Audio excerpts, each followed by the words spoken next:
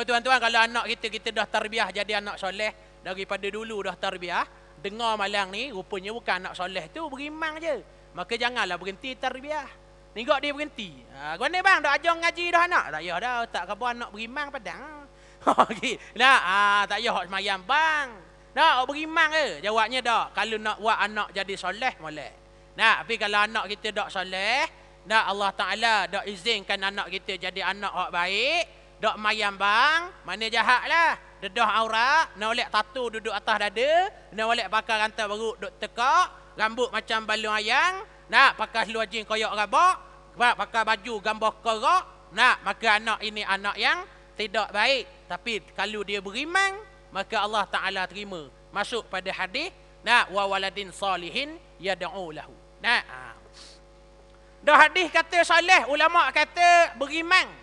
Nak pakai hak Nabi kata ke pakai ulama? Ni bahaya. Okey. Nah, dalam hadis kata doa anak yang soleh. Mari Imam Nawawi kata dak, bukan soleh tu. Soleh tu makna berimang. Rasulullah kata doa anak soleh.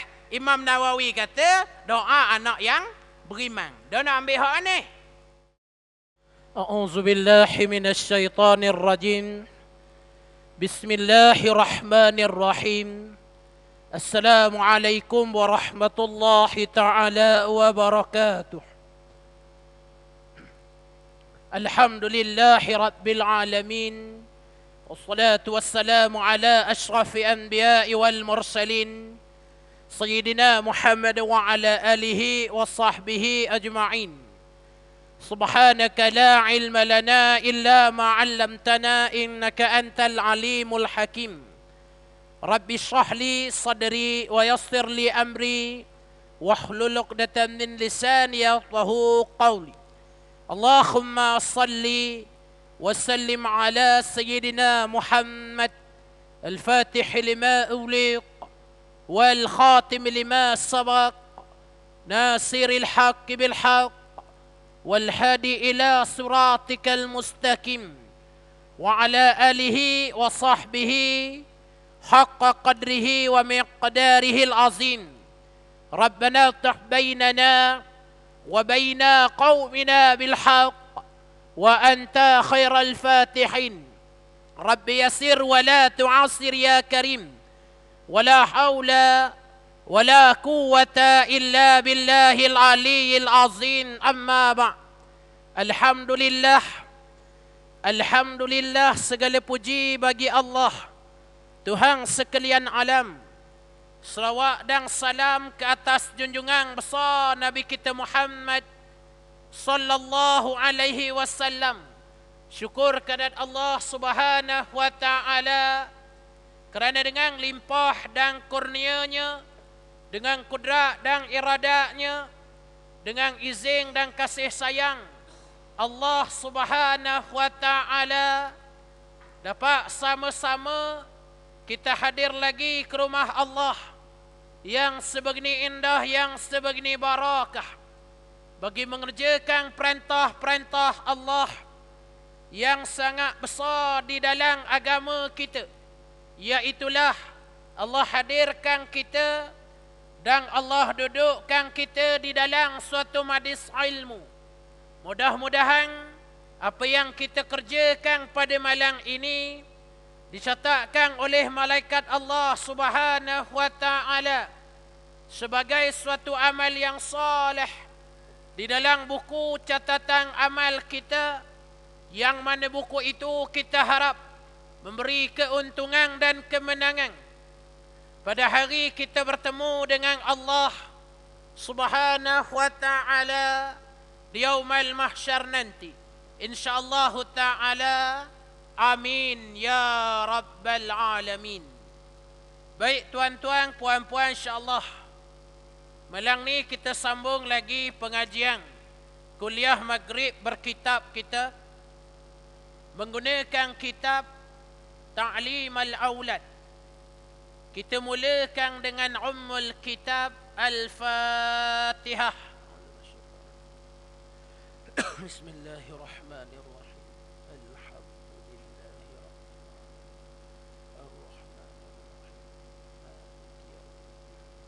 إياك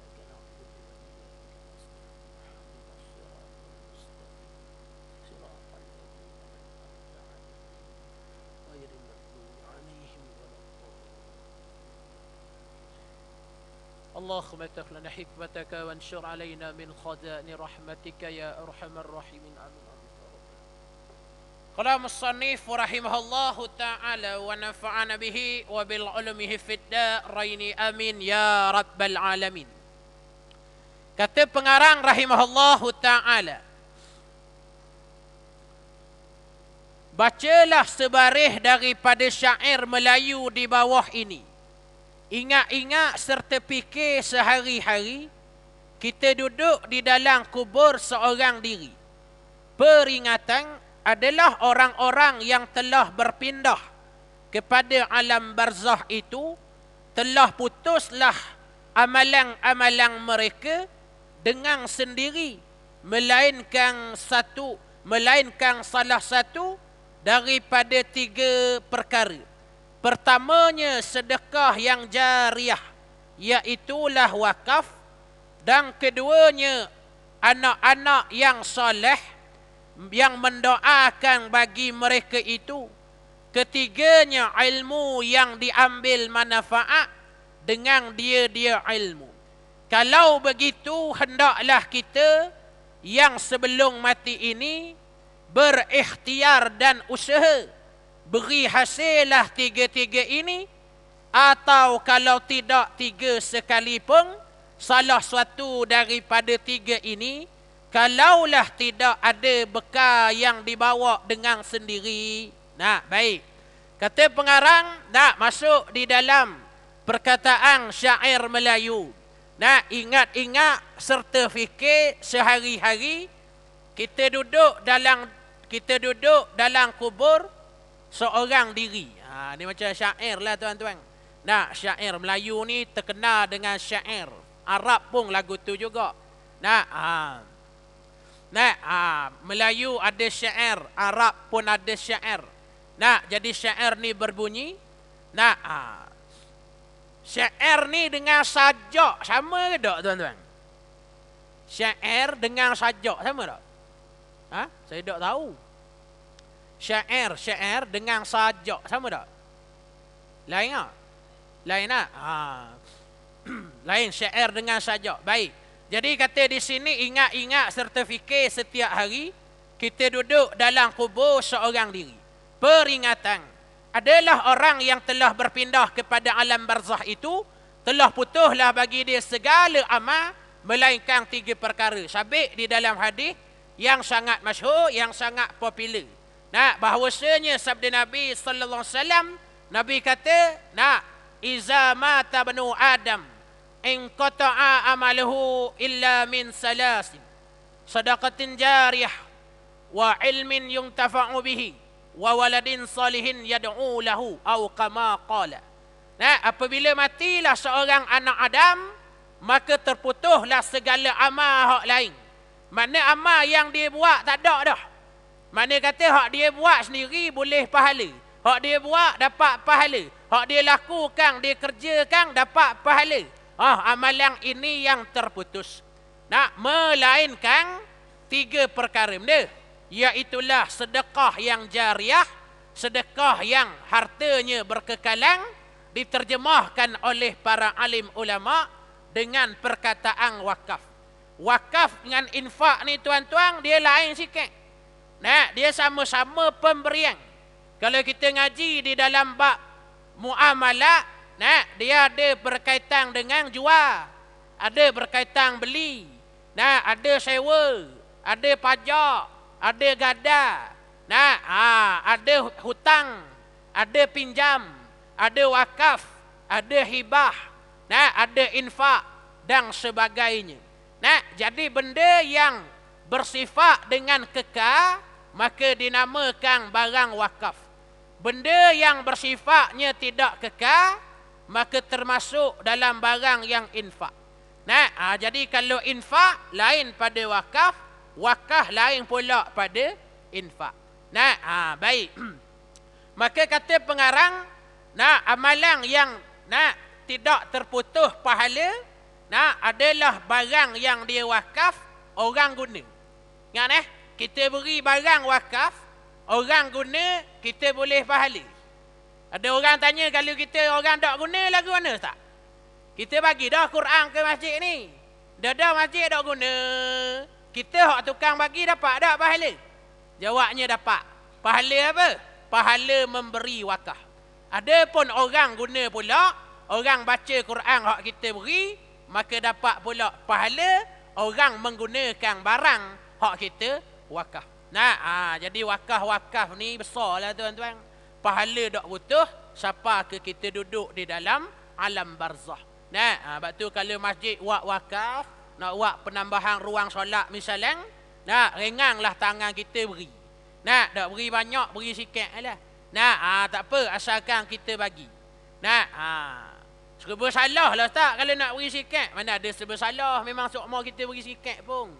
Nampak lagi, ada tak? Mana kita beri banyak. Nah, ada bagi 10 riyal dulu, cuma ambil mula 9 riyal. 10 riyal bubuh dalam tabung, ambil mula baki RM9. Nah, tu kita, saya. Nah, tuan-tuan lebih kurang. Okey. Nah, jadi rengan-rengan tangan untuk berikan kepada tabung-tabung wakaf. Nah, pihak pengurusan pula sedaya upaya kalau orang beri wakaf, kita guna barang hak wakaf.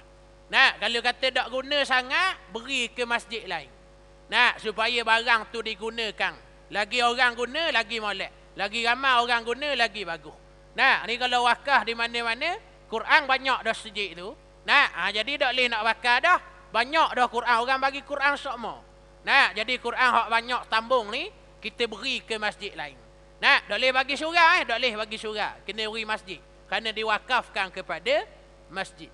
Nah, cari masjid tak ada dah yang nak menerima, maka baru pindah kepada surah. Nah, tak boleh pakai orang beri ke masjid, tahu dah masjid ni tak guna. Nak beri ke surah, tak boleh. Melainkan cari dulu masjid hak sudi menerima. Kalau ada hak terima, alhamdulillah. Kalau tak ada, baru boleh turun martabat beri kepada surah. Nah, jelas tu. Nah, ni kalau buat renovation masjid ni, bang, ni ada kipas lagi, pakai lagi kipas misalnya. Nah, ni buat renovation dah, tukar belakang dah, tak ada dah kipas. Nah, jadi kipas ni kata ulama, tak boleh beri pada surah lain, tak boleh beri pada siapa-siapa, melainkan diberikan kepada masjid juga. Cari masjid tak ada satu masjid nak terima. Nah, jadi baru boleh turun martabat beri kepada surah. Nah, dah ambil KJK boleh tak? Nah, dia buat renovation, tukarlah ni. Dulu pakai kipas, ni pakai aircon 100%. Jadi kipas tak guna dah. Boleh tak ambil KJK? KJK ambil boleh tak? Awak tidur orang sini. Boleh tak ambil KJK? Boleh. Bang, boleh AJK ambil. Nah, boleh apa? Boleh dosa. Boleh dosa lah. Barang wakaf tak ramak bahan kemu, mana boleh bah? Nah, tak boleh ambil. Ini wi masjid lain dulu. Tak ada masjid terima. Turun pergi ke surah. Tu tertib dia. Pergi. Tak. Tak usah kata renovate. Dah renovasi lagi ni. Baru buat belang ni. Tok Bila kata kipas bahan kita ada 3 butir tak? Nah, Tok Imam kata tak boleh. 2 butir dah lah kita nak juga. Kata Tok Imam. Nah, ada boleh ambil barang wakaf. Sewenang-wenang nak ambil. Nah, kena beri masjid lain dulu. Kerana barang wakaf nak guna pada mengambil manfaat barang tu. Nah, jadi beri barang wakaf kepada orang, kepada masjid surah, maka barang ini digunakan. Maka orang tukang beri akan dapat sahang siapa ke alam barzah. Keduanya doa anak-anak yang soleh yang mendoakan mereka itu. Dalam hadis tuan-tuan, dia kata gini, sedaqatin jariyah, wakaf, doa anak-anak yang soleh. Okey, kita buka syarah hadis. Nah, Imam Nawawi kata doa anak yang soleh ni dalam mukadimah kitab Al-Azkar, kalau tak silap lah. Nah, dia kata anak soleh ni ai bermakna dengan makna anak yang beriman. Walau kana fasiqa, walaupun anak itu jahat. Nah, dalam hadis kata apa? Wa waladin salihin yad'u lahu. Nah, doa anak-anak yang soleh yang mendoakan bagi mak ayah hak meninggal. Dalam hadis kata anak soleh. Mari ulama kata soleh itu dengan makna bukan soleh kita faham tu. Bukan hak solat 5 waktu jemaah tu. Hak tu baguslah. Tapi doa anak soleh di sini dengan makna anak yang beriman. Nah, kerana beriman adalah satu daripada cabang orang-orang yang soleh. Kalau orang tu soleh, syarat pertama mesti beriman. Betul orang kafir tak boleh khabar soleh. Soleh dia tak. Oh, soleh. Nah, apa pula? Oh, rajin bagi derma, rajin lah dia. Bagus dia. Nah, oh, bagus sungguh. Oh, soleh lah. Soleh tak. Dia maya jemaah mana? Mana ada maya tak? Kafir. Kafir tak boleh soleh. Nah, syarat pertama soleh adalah beriman. Kalau beriman, baru dapat syarat jadi soleh. Nah, ada pun segi cakapan boleh dah. Nah, pada segi makna tak boleh. Soleh dengan makna beriman. Maka Imam Nawawi kata, anak soleh yang mendoakan bagi ibu ayah yang sudah mati dengan makna anak yang beriman. Walau kana fasiqa, walaupun anak itu jahat. Mana anak tak mayang, aurat tak tutup. Bagi jahat ni lawang mak ayah waktu hidup. Tapi sampai masa bila mak ayah dia meninggal, dia duduk seorang-seorang, kena wang kerja, kereta pula aksiden, jadi dia dengung seorang-seorang, mengalir air mata. Nak mengalir air mata, teringat arwah mak ayah dia meninggal dah 2 tahun lepas. Maka dia pun angkat tangan, ya Allah, ampunlah dosa mak ayah aku. Padahal dia anak tak soleh ni, anak jahat ni. Jawabnya Allah Ta'ala terima juga. Kerana makna soleh dalam hadis terkena kepada beriman, bukan soleh yang kita faham. Cuma tuan-tuan, kalau anak kita dah tarbiyah jadi anak soleh, daripada dulu dah tarbiyah, dengar malang ni rupanya bukan anak soleh tu, beriman je. Maka janganlah berhenti tarbiyah. Tengok dia berhenti. Gimana bang, dah ajar ngaji dah anak? Tak payah dah, tak khabar anak beriman padang. Tak payah semayang bang. Nak beriman ke? Jawabnya dah, kalau nak buat anak jadi soleh boleh. Tapi kalau anak kita tak soleh, Allah Ta'ala tak izinkan anak kita jadi anak yang baik, tak mayam bang, mana jahat lah. Dedah aurat, nak olek tattoo duduk atas dada, nak olek pakai rantai baru duduk tekak, rambut macam balung ayam, nak pakai seluar jin koyak rabak, pakai baju gambar kerak, maka anak ini anak yang tidak baik. Tapi kalau dia beriman, maka Allah Ta'ala terima. Masuk pada hadis, wa waladin salihin yad'u lahu. Dah hadis kata soleh, ulama kata beriman. Nak pakai hak Nabi kata ke pakai ulama? Ni bahaya. Okey. Dalam hadis kata doa anak yang soleh. Mari Imam Nawawi kata dah, bukan soleh tu. Soleh tu makna beriman.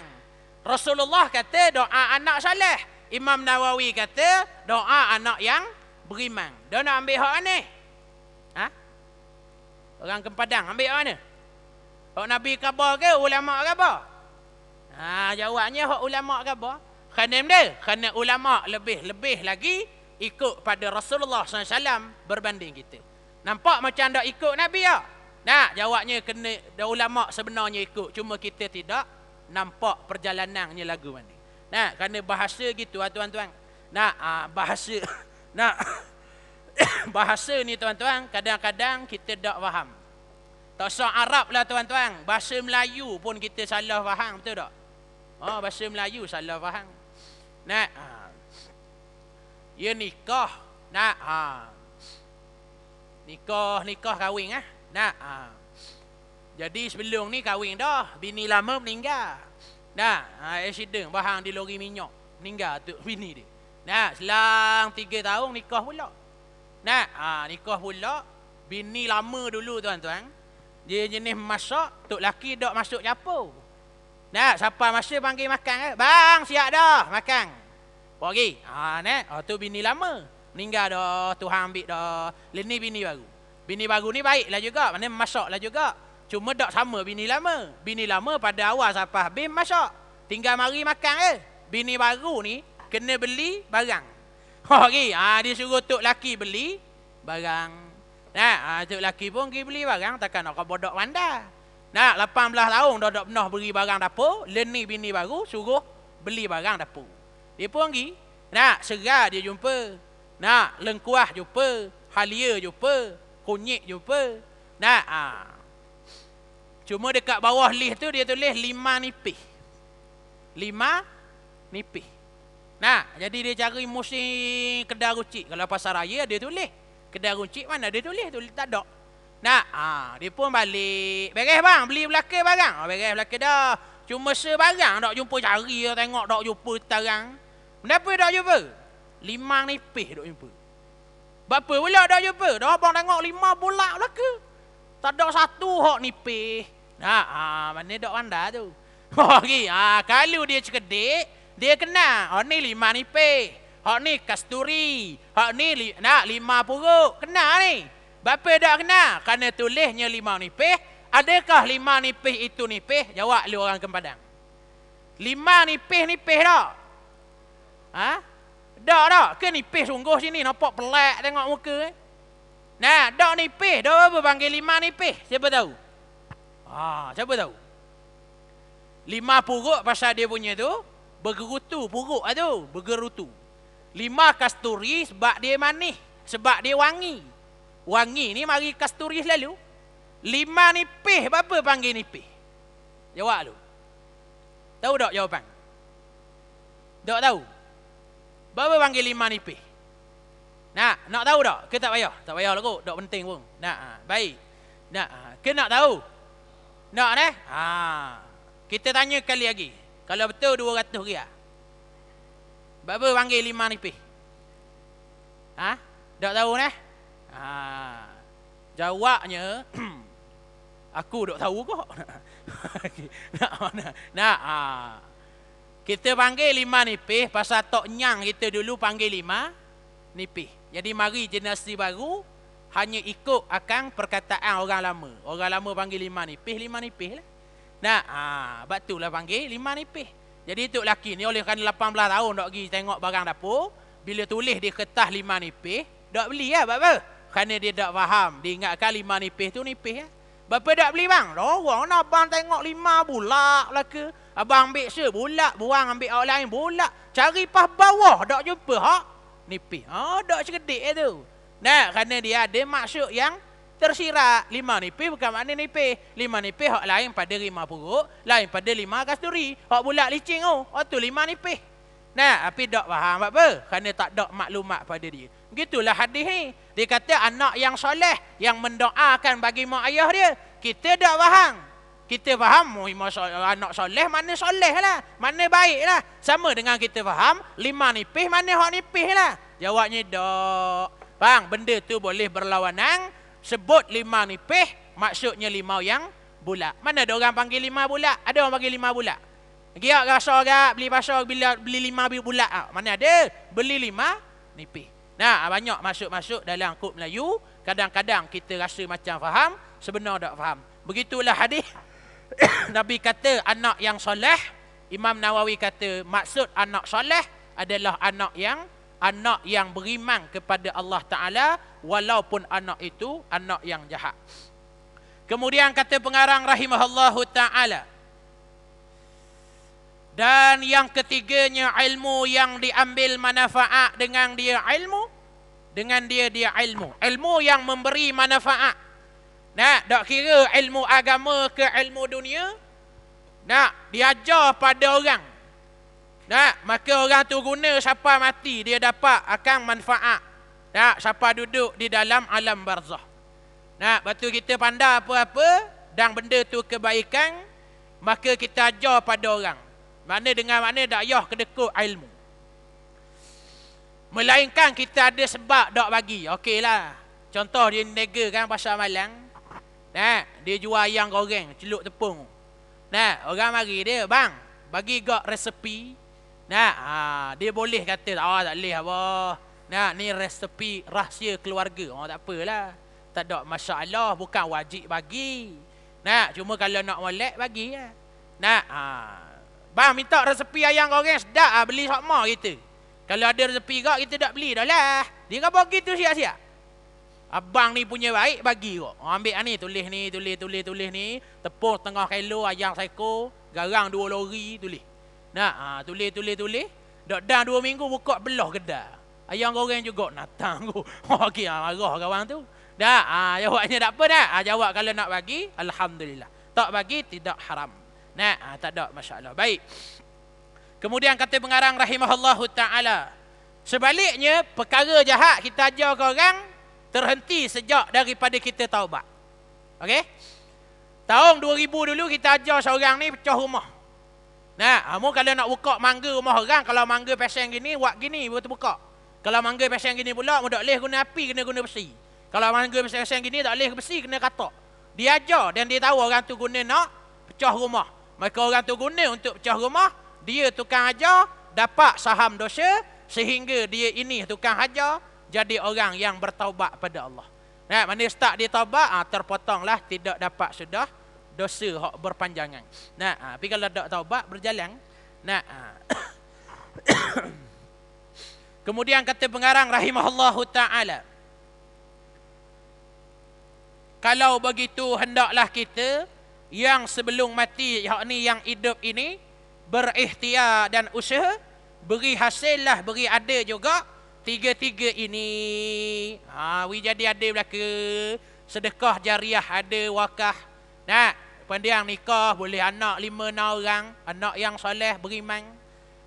Kemudian ada pula ilmu yang kita ajar pada orang. Bila orang tu dapat ilmu dan beramal, kita duduk dalam alam barzakh esok-esok, boleh pahala juga. Atau salah satu daripadanya, tak boleh tiga-tiga.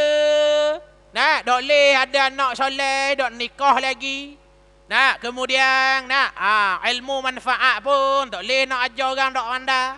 Adalah barang wakaf. Ataupun wakaf tak ada PT, ada ilmu ngajar ke orang. Ataupun tak ada wakaf, tak ada ilmu. Maka ada anak 5-6 orang, maka anak yang soleh dapat akan salah satu daripadanya. Kalaulah tidak ada bagi kita, ya ini bekal yang dibawa dengan sendiri. Amal sendiri tak ada mana. Amal sendiri kurang. Maka ada anak-anak yang menjadikan sebagai penyumbang pada amalan kita duduk di atas, di dalam alam barzakh. Jika tidak hasil mana-mana satu daripada tiga ini, maka ternganga-ngangalah, tercengang-cenganglah dan kena seksalah, dan orang yang lain makan minum di hadapan kita seperti jatuh pada tiap-tiap malam Jumaat, dikembalikan roh-roh kepada kubur masing-masing dan disampaikan sedekah-sedekah dan amalan-amalan orang yang hidup kepada mereka itu seperti yang telah meriwayat oleh setengah ulama akan hikayat. Mana dia kata kalau tak ada lah anak soleh, tak ada. Amalan sedekah jariah pun tak ada, ilmu manfaat pun tak ada, amal sendiri pun tak ada, maka tercengang-cengang di dalam alam barzakh. Orang lain sedap makan. Ulama riwayat, sebahagian meriwayat kata malam Jumaat jenazah datang. Roh jenazah datang. Tengok orang buat tahlil arwah. Bila buat tahlil arwah, maka orang yang hidup sedap makan, kita duduk di alam barzakh tidak dapat apa-apa. Tu kalau disebutkan pada zahir ayat. Betul, orang mati dia tak rasa apa orang hidup tak rasa, orang mati rasa. Betul, kalau orang yang mati tu jahat, anak dia akan kata ayah dia mati baik. Walaupun ayah dia jahat, kaki curi, bahang pitih orang, tipu tanah orang, ayah dia jahat. Tapi bila mati, Tok Imam tanya, "Guana ayah meninggal baru ni, beres tak?" Anak dia jawab dia, "Alhamdulillah Tok Imam, beres lah." Tengok 2 kali belalak batu mati. Mati. Gitu lah. Mudah lah mati. Tok Imam kata, dalam syurga dah ayahmu insya-Allah. Dalam syurga dia kena godang dalam kubur. Dah bahang pitih orang, bahang tanah orang. Boleh pitih orang, bahang tanah orang. Boleh 800,000. Pergi Mekah buat umrah. Siap tawaf Nolak lontar jamrah. Duduk Malaysia bahang duit orang. Siapa Mekah lontar jamrah. Mana lontar syaitan. Duduk di Malaysia curi duit orang. Jahat. Siapa Mekah balin syaitan. Syaitan kata adik-beradik lontar juga. Berasa hati syaitan. Ada mu syaitan duduk di Malaysia curi duit orang. Baik. Kemudian kata pengarang rahimahullahu ta'ala, Dan banyak juga ulama yang berlaku khilaf mereka itu di atas sampai pahala daripada yang hidup pada yang mati. Tetapi janganlah semata-mata bercadang hak orang kiring. Ilahi wallah subhanahu wa ta'ala alam. Ada 7 minit tuan-tuan. Saya jawab soalan. Lama dah soalan ni. Saya kuliah lah di sini hujung bulan 5. Hujung bulan 5 lah hari tu. Lepas raya. Malang ni pulak mari. 5 bulan lebih kurang. InsyaAllah. Di manakah kedudukan sah perempuan di masjid ini, Ustaz? Hari tu Ustaz jawab dah di surah Islah. Jadi minta jawab di Masjid Tarik ni pula. Surah Islah sini ada. Surah Islah. Surah Islah sana ada. Nah, surah Islah. Sah perempuan mula mana? Ingat dia tanya puan, kita bagi dua-dua, lelaki puan. Kalau imam kita duduk di sini, dengar oleh ni. Imam duduk di sini, maka permulaan saf lelaki adalah betul-betul di belakang imam. Makna makmum hak pertama belakang imam. Mari makmum kedua belah kanan makmum pertama. Mari lagi yang ketiga kanan sampai rapat dinding. Berapa orang yang rapat dinding dari tengah ke dinding? Berapa orang? Anggaran. 20. Jadi makmum pertama sampai makmum 20. Bawa ke kanan. Mari makmum 21 bawa di sebelah kiri, rapat sana pula. Walaupun solat tu hak marinya 18 orang. Mana imam seorang, belakang makmum ni 18 orang. Jadi wak mana sah? Jawabnya daripada tengah bawa kanan. Dia duk comel lah pula nampak tak? Bukan nak comel, nak betul dulu. Kita comel dulu. Macam bang kalau bang salah tapi sedap. Hak ni bang betul tapi tak sedap. Ambil yang mana? Ambil yang sedap. Ini hayyalah solah. Hayyalah solah. Tak sedap lah tapi betul. Seorang lagi. Hayyalah solah. Hodu. Ayyam deh. Hayya. Apek kedai basikal awak motor langgar lubang. Hayya. Betul dia pula. Jadi bukan nak sedap, nak betul. Begitu juga saf. Bukan nak lawa, nak betul dulu. Jadi kalau kata mayasa, tak ada orang sangat mari, ada 8 orang mari. Imam seorang, makmum 7. Maka makmum pertama, tengah, kedua, ketiga, keempat, kelima, keenam, ketujuh. Dah sebelah sana kosong lah tak? Kosong. Dan itulah hak betul. Dah biar kita nak wahgak belah kiri. Hukumnya harus. Tapi afdal dipenuhkan kanan, habis kanan baru bawa kiri. Tu kalau lelaki.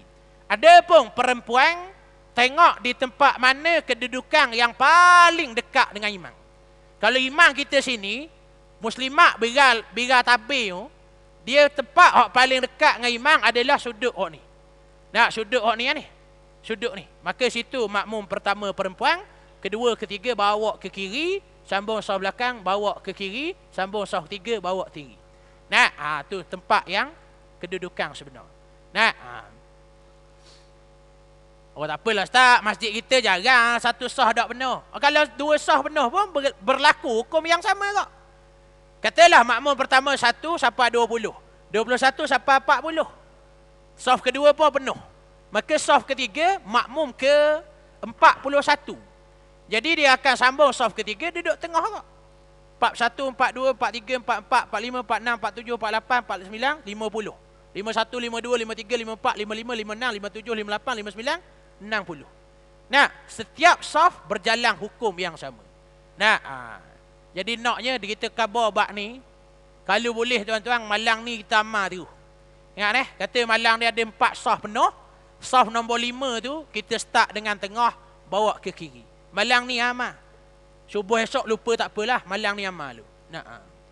Okey, takut dok amal langsung. Dengar ni biasa penuh kayak gini. Saf 4 biasa 4 penuh kalau masjid ni. 1 2 3 4 penuh. Saf kelima tu start daripada tengah belakang imam kok. Tengah bawa ke kanan. Jangan ada lagi hak belah kiri dah ada orang sedangkan kanan belum penuh. Terawak kali. Qada solat subuh dalam waktu duha. Baca kunut tak? Pasal ada ustaz kata kalau semayang di masjid tak payah baca kunut. Sebab orang nampak kalau semayang di rumah bacalah kunut. Betul atau tidak? Betul. Tapi ada perincian dia. Benda, kita tinggal semayang subuh, lajak sangat. Dak bangun langsung. Sedar dak sedar pukul 10. Kita mandi, 10:30 nak mayang subuh qada. Jadi ada ustaz kata tak payah mayang di masjid. Kalau mayang di masjid, tak usah baca kunut. Kalau semayang di rumah, baca kunut. Betul tak? Betul. Cuma gini, dia bukan duduk masjid, tak masjid. Dia duduk keadaan ada orang atau tidak. Kalau dia semayang di masjid, tapi tak ada orang, dia seorang, maka sunat baca kunut. Kerana tidak dinamakan aib. Tapi kalau dia semayang di rumah dalam bilik dia ada 18 orang. Tok tua dia, mak tok tua, anak dara, ada belaka. Nah, jawabnya, walaupun dalam bilik, tak payah baca kunut, takut-takut jadi aib. Nah, jadi maksud ustaz ni, jika ada orang, tak usah kunut. Jika tak ada orang, angkat tangan baca kunut. Betul tak? Betul. Cuma dia dinisbahkan dengan masjid atau bukan masjid. Nah, jawabnya kalau ada orang, tak payah kunut. Kalau tak ada orang, angkat tangan kunut. Nah, Tok Bila mari-mari masjid pukul 10:30. Mayang situ, qada subuh. Dok bangun sangat, dok sedar.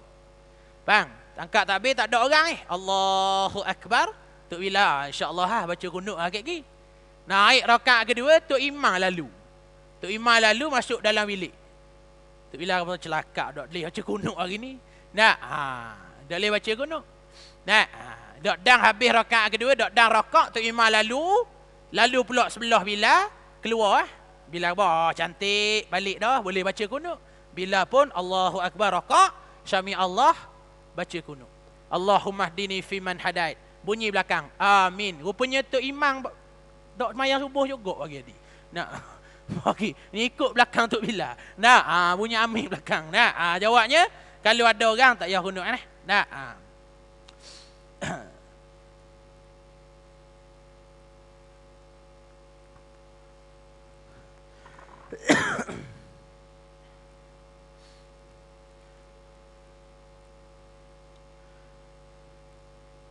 Takbir intikal tu apa ustaz? Takbir intikal, takbir perpindahan. Asal perkataan naqal, naqal pindah. Nah, jadi intikal takbir perpindahan. Mana? Nah, habis baca surah nak rakaat. Allahu Akbar. Lagi daripada i'tidal nak turun sujud. Allahu Akbar. Lagi daripada selesai sujud pertama nak duduk antara dua sujud. Allahu Akbar. Daripada duduk antara dua sujud nak turun sujud. Allahu Akbar. Nah, daripada sujud kedua nak duduk tahiyat awal. Allahu Akbar. Daripada duduk daripada sujud yang daripada sujud kedua nak naik rakaat baru. Allahu Akbar. Lagi daripada tahiyat awal nak naik rakaat baru. Allahu Akbar. Lagi yang terakhir daripada sujud terakhir nak duduk tahiyat akhir. Allahu Akbar. Itu takbir intikal.